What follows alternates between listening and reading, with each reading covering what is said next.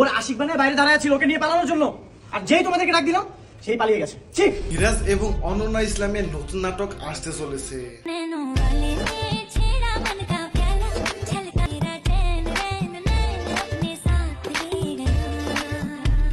Hello guys, কেমন আছেন সবাই? আশা করি সবাই ভালো আছেন। তো গাইস, মিরাজ খান এবং অনন্যা ইসলামের নতুন একটা নাটক আসতে চলেছে এবং যেটার বিহাইন্ড দ্য সিনস কিন্তু এখন বর্তমান দেখা যাচ্ছে।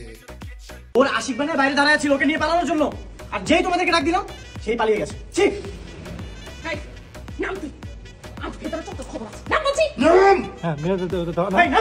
তো মিরাজ খান এবং অনন্যা ইসলামের এই নাটকের নাম কি হবে সেটা এখন পর্যন্ত জানা যায়নি, বাট অলরেডি শুটিং শেষ হয়ে গেছে। সো মিরাজ খান এবং অনন্যা ইসলামের এই নতুন নাটকের জন্য কে কে এক্সাইটেড অবশ্যই কমেন্ট করে জানিয়ে দিবেন, এবং মিরাজ খান এবং অনন্যা ইসলামকে জুটি হিসাবে কেমন লাগে তা অবশ্যই কমেন্ট করে জানিয়ে দিবেন। এবং গাইস, মিরাজ খানের নতুন আরো একটা নাটক আসতে চলেছে এবং যেটা হতে চলেছে হ্যাপি ভ্যালেন্টাইন্স ডে স্পেশাল, এবং যেই নাটকটা হবে সুইট একটা লাভ স্টোরি নিয়ে। সো এই নাটকটা পরিচালনা করবে হাসান মেহেদী, যে কিনা বিষাক্ত নাটক পরিচালনা করেছিল। তো এই নাটকে মিরাজের সাথে জুটি হিসাবে কে কাজ করবে সেটা এখনো স্পষ্ট না, কারণ মনের ঘরের নাটক এই পোস্টারটির পিছনে মিরাজকে বোঝা গেলেও তার সাথে কোন নায়িকা দাঁড়িয়ে আছে সেটা স্পষ্টভাবে বোঝা যাচ্ছে না। সো এই নাটকে জুটি হিসাবে কে থাকতে পারে অবশ্যই আপনার মতামত কমেন্ট করে জানিয়ে দিবেন।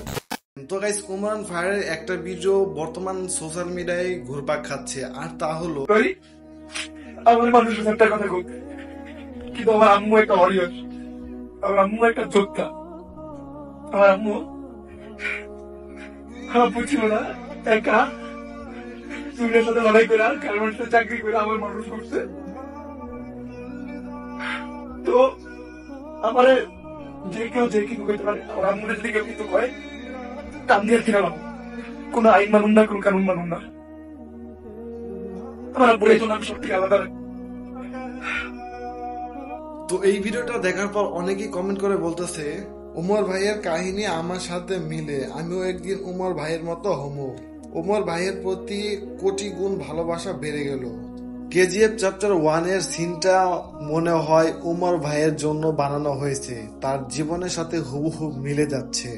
ওমরান ফায়ার হচ্ছে ফানি কন্টেন্ট ক্রিয়েটর, তো যেখানে সবাইকে হাসায় সেখানে ওমরের এরকম কান্না করা নিয়েও অনেকে আবার মজা নিতেছে। তো সেখানে ওমরকে নিয়ে বাজে মন্তব্য করতেছে, তো সেটা রিপ্লাই দিয়ে দিয়েছে ওমরান ফায়ার। এখন অনেকে বলতে পারেন যে ভাই এই জায়গায় যে কান্দার কি হলো, বা এই জায়গায় আই লাভ বলার কি হলো। ছোটকালে আমি অত কিছু বুঝতাম না, ঠিক আছে, ছোটকালে অত কিছু বুঝতাম না। ছোটকাল থেকে আমার পাহাড় পছন্দ, তো আমার চিন্তা ভাবনা ছিল ঘুরতে ঘুরতে পারতাম না, যে যখন পাহাড়ে যাবো তখন আম্মুর আই লাভ ইউ বলবো। তো বান্দরবন, দেন সাজেক, নানান পাহাড়ে গেছি, বাট আসলে কখনো আম্মুর আই লাভ ইউ বলে আমার মন ভরে নাই। হ্যাঁ, যার জন্য আমি এই ABC camp, base camp trick দেখি আমার চিন্তা ভাবনা দাঁড়ায় যে আমি এই জায়গায় যাই লাভ বলবো। এখন অনেকে কমেন্ট করছে যে ভাই পারলে যে মক্কায় যাই লাভ, ভাই আমি মক্কা এটা এই ধরনের চিন্তা ভাবনা ছোটবেলায় ছিল না, আস্তে আস্তে চিন্তা ভাবনা বদলাইছে। আর মক্কায় যে আমি চিল্লাচিল্লি করতে পারবো না, ঠিক আছে। আর ওই জায়গাটা একটা শান্তিপ্রিয় জায়গা, ওই জায়গায় আমি আমার আম্মুরে নিয়ে যাবো, এইটা হলো আমার ড্রিম। ওই জায়গায় যে এই ড্রিম নাই যে আমি আমার আম্মুরে আই লাভ বলবো, ওই জায়গায় যে আমি আই লাভ বললে আমি আমার আল্লাহর কাছে চামু, প্রে করুন। অ্যান্ড ওইটা একটা ডিফারেন্ট জায়গা। ওই জায়গা থেকে আসার পর আমার পরিবর্তন হইতে হবে, চেঞ্জেস হইতে হবে, চেঞ্জ হইতে হবে। ওই জায়গা থেকে আর পরও যদি আমি এইরকম থাকি তাহলে তো আমার ওই জায়গায় যাওয়ার কোনো মানে হয় না। আমাদের ইসলাম মানে কি শান্তি, এবং ওই জায়গায় যদি আমি অশান্তিপূর্ণ কাজ করি, এরকম চিল্লে আই লাভ ইউ বলে, এটা তো হবে না। এই জন্য পাহাড় সিলেক্ট করা, ঠিক আছে।